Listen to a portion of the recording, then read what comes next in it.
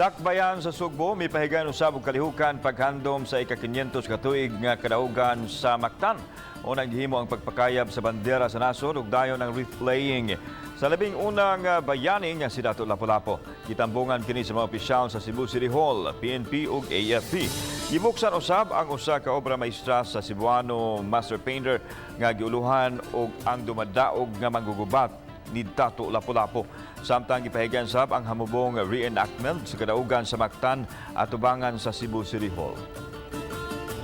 Like Lapu-Lapu, from whose lineage we derive our ancestry, we must be without fear in confronting what is in front of us. Kining atong celebration sa kadaugan sa Mactan just goes to show the bravery of the Cebuanos.